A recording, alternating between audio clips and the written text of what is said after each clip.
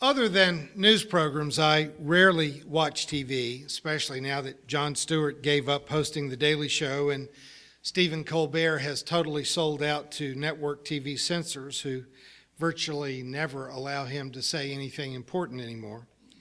I could count on the fingers of one hand the televised sporting events that I've seen, and they were all in the fall of 2004 when the Cardinals were playing the Red Sox.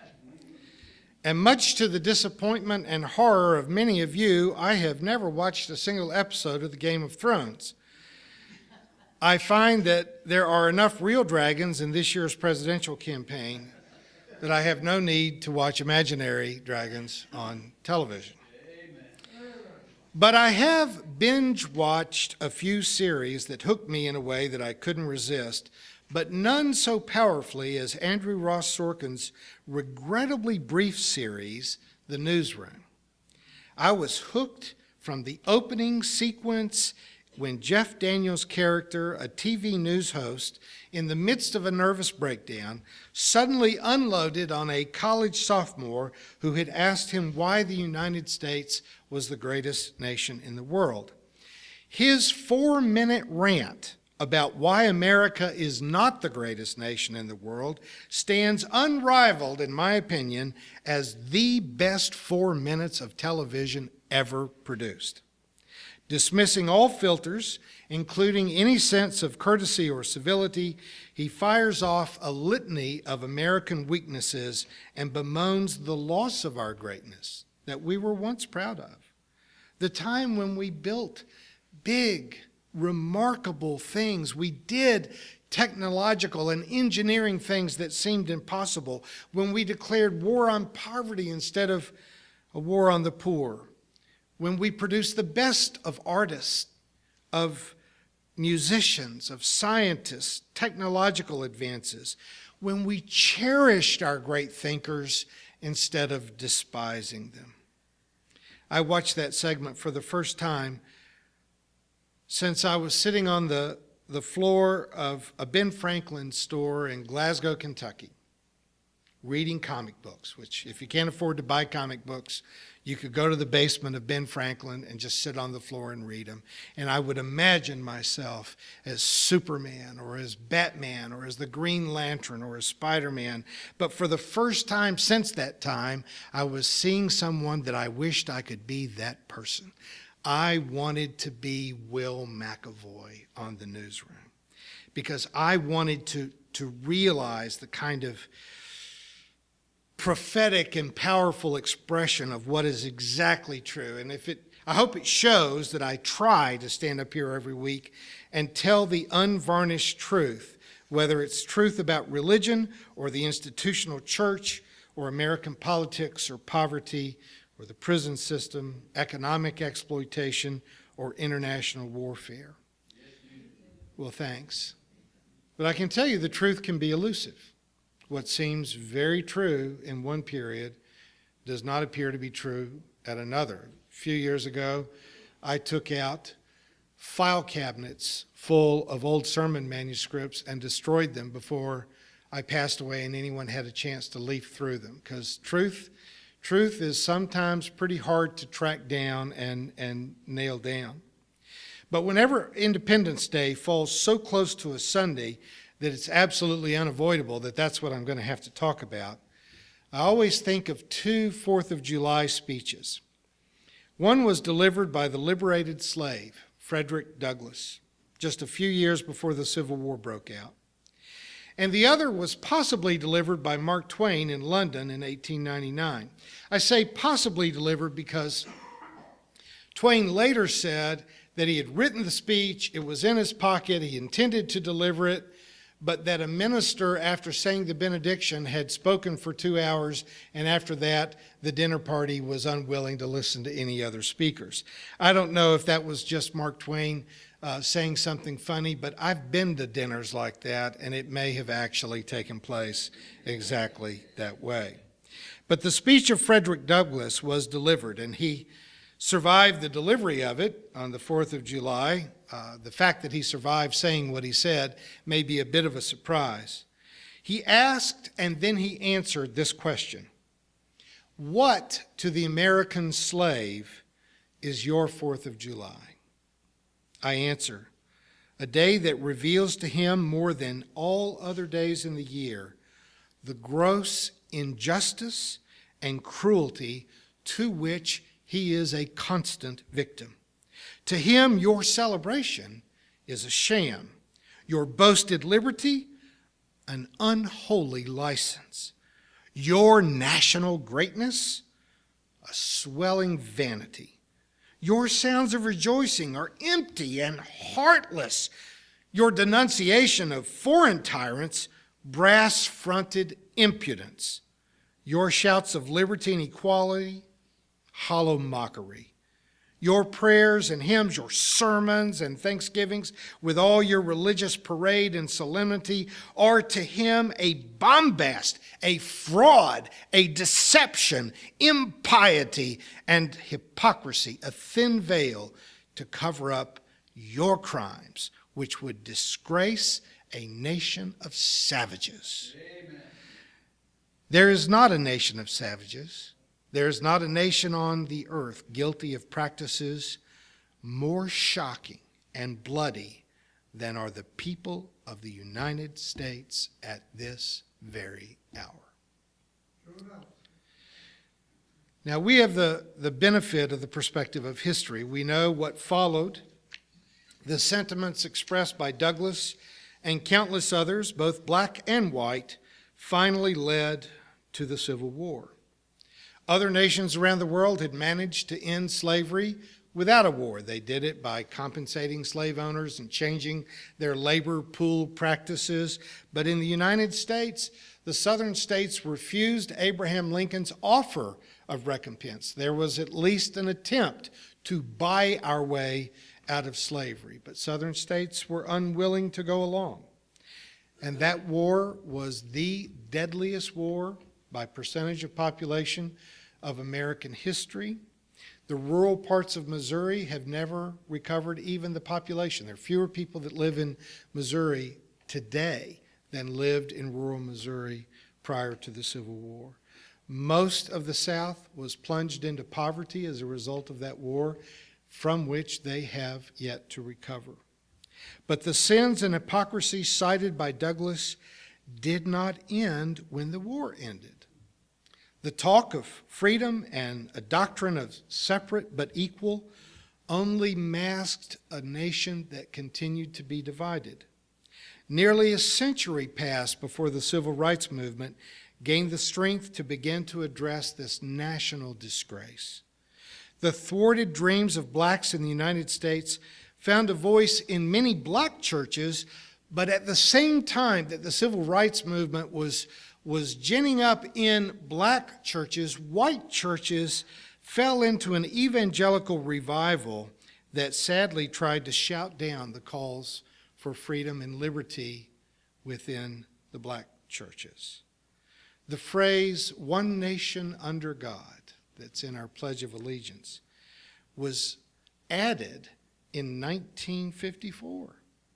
The first century and a half of our nation's history, we didn't have that phrase in the pledge, but it was added, and President Eisenhower's attended church in Washington, and his minister was advocating for this, and Eisenhower kind of blamed it on his preacher, as if he did everything his preacher said. But he then made the motion to include that in our Pledge of Allegiance, while the Jim Crow laws of the South were still in existence.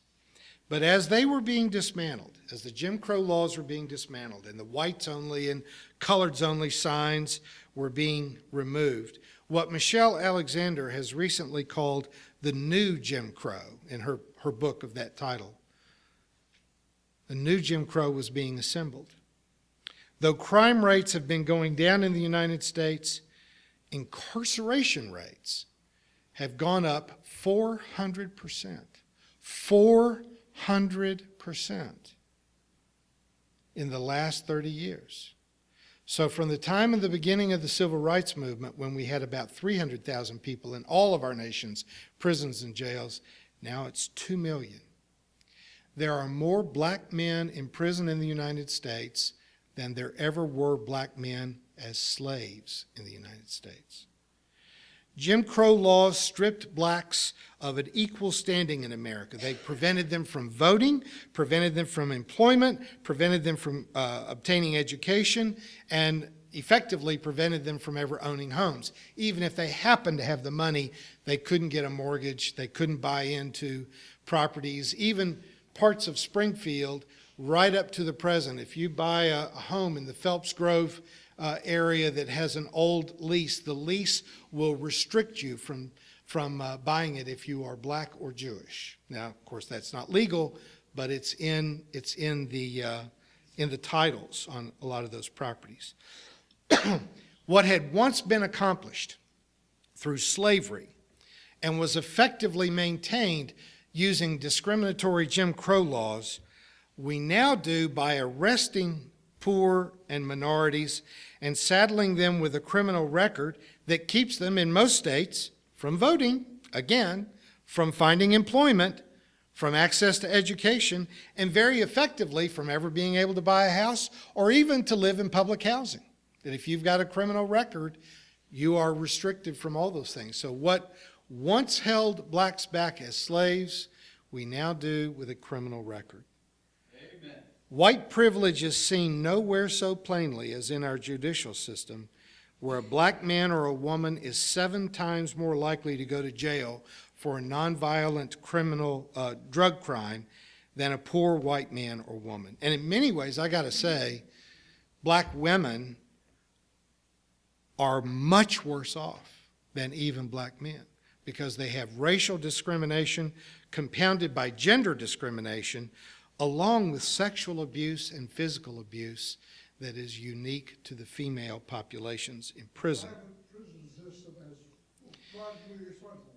You know what, Mel? You are absolutely right. The private prison system gets states into contracts where they are literally guaranteed a certain number of prisoners, and we make sure that we keep those beds filled.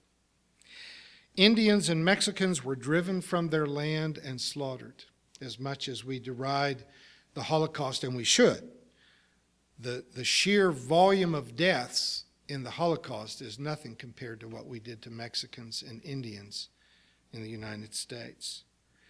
Blacks have been enslaved and relegated to a second-class role in this land of the free, in which now the political phrases of taking our country back, making America great again, these phrases are loosely bandied about, but what do they mean? Take it back from whom? Great in what way? What time period do you have in mind when America was great that you would like to go back to? Slavery? Segregation? White privilege? What exactly is it that stands so powerfully behind such political phrases? And now Muslims are being identified as the new dark-skinned people that we are literally encouraged to blame for our national woes and to make the targets of legitimate, if not baptized, racial hatred. Famous preachers in the United States are literally encouraging violence and hatred of Muslims. Billy Graham's son, I don't know if they dropped him on his head when he was a baby or what. You know, I speak in South Carolina a couple of times a year, and you drive through that part of the world, and there's the Billy Graham Highway and the Graham this and the Graham that. And man, that is an embarrassing clan. I hope that Billy Graham is not aware of how off the rails his son and daughter have gone. But they are literally declaring that we have a new brown people that we can publicly hate from the pulpit. One nation under God. No, it's not. Not yet. Not that I would long for that particular moniker to be made into any kind of reality.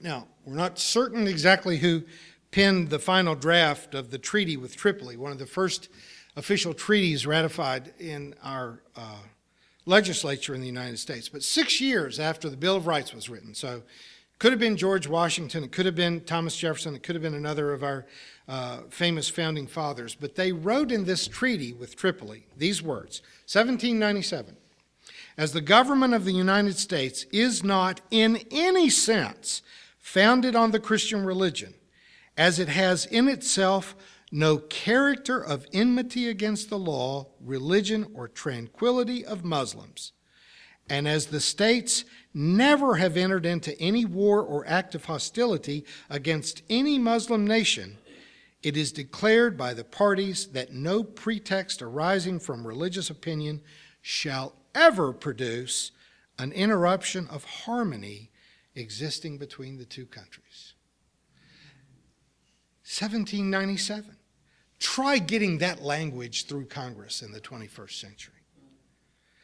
The greatness of America lies in the ideals to which we strive, but not in our realized history of discrimination and conflict. Now, I do think a lot of our founding fathers, though they had tremendous flaws, at least were striving for ideals of liberty and freedom that are noble, that should be praised, but they should also be implemented. They weren't implemented at that time, and they haven't yet. I began today by referencing two historical speeches and one imaginary one. The speeches of Frederick Douglass and my TV hero, Will McAvoy, tell a shameful truth. They expose hypocrisy and call us to come to terms with our lies and our national myths. But the other speech I mentioned was delivered by a humorist who was also something of a social prophet. Mark Twain spoke, or he was supposed to speak, in England, the country that we had gone to war with to gain our freedom. He was speaking a century after that war, and in that speech, he was able to both make fun of American politics and British imperial arrogance. He complimented them for being willing to adopt their sewing machine without claiming that they invented it the way they had everything else that they had taken from American inventors. He applauded the fact that even though it had taken a century to do it, that these one-time enemies had become friends and allies, and that the bloody contempt we once had for each other was over. So much so that they could actually make fun of it. Now that can happen faster in the modern era. The horror of World War II fairly quickly evolved into a real partnership between Japan and the United States. And to a large degree, we were able to overcome the horrors of World War II. Sneak attack on Pearl Harbor, atomic bombs being dropped on civilian populations in Japan. But because our occupying forces were forced to be kind and considerate and respectful of the people that they encountered, there was the potential, the possibility of those two peoples that were in a horrible war to become trading allies, to share science and engineering, to the point that within a single generation, prejudice against the Japanese or Japanese prejudice against Americans became fairly uncommon. The Germans, whom we both feared and hated, have become important allies, in many ways, technological and democratic teachers. I mean, in Germany, a politician can go to prison for lying in a political campaign. There's an idea whose time has come, right? I mean, they moved away from fascism to democracy in a way that we have not even imagined. They have very short political campaigns. You don't make political donations. It's all public funded. And if you lie and attempt to deceive with propaganda, you are out of the race. I have personally walked through the city streets of Masaya, Nicaragua, where the bullet pox are still seen in the walls from wars that we waged against the poor of that nation just a generation ago. And I can tell you that everywhere I have been in Nicaragua, I have been greeted as a friend. I think that Mark Twain was on to something that we absolutely must remember. We will not win the war on poverty through incarceration. We will not win the war on terror through invasion or bombing. We will not reconcile the people from whom we stole the northern half of their country by building a wall.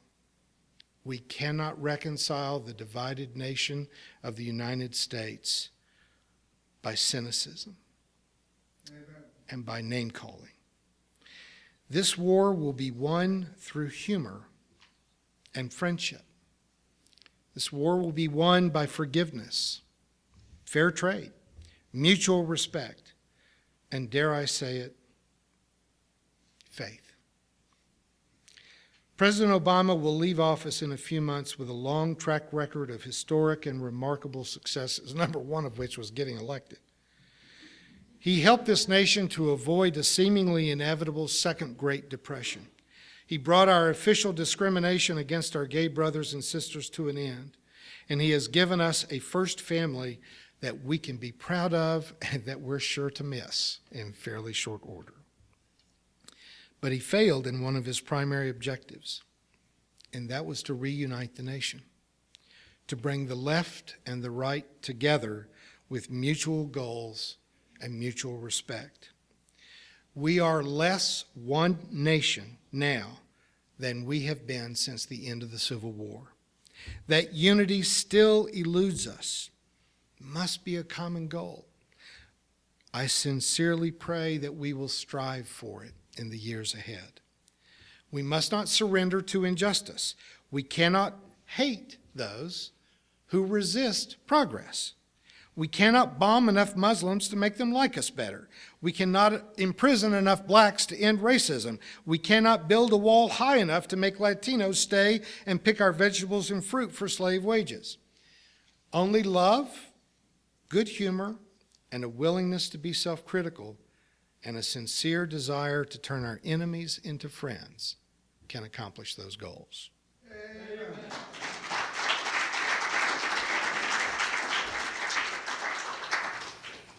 You have been watching a progressive Christian video from the Community Christian Church of Springfield, Missouri. We encourage our viewers to donate to our efforts in feeding the homeless and hungry of our community. Write to us at Reverend Dr. Ray at AOL.com for more information.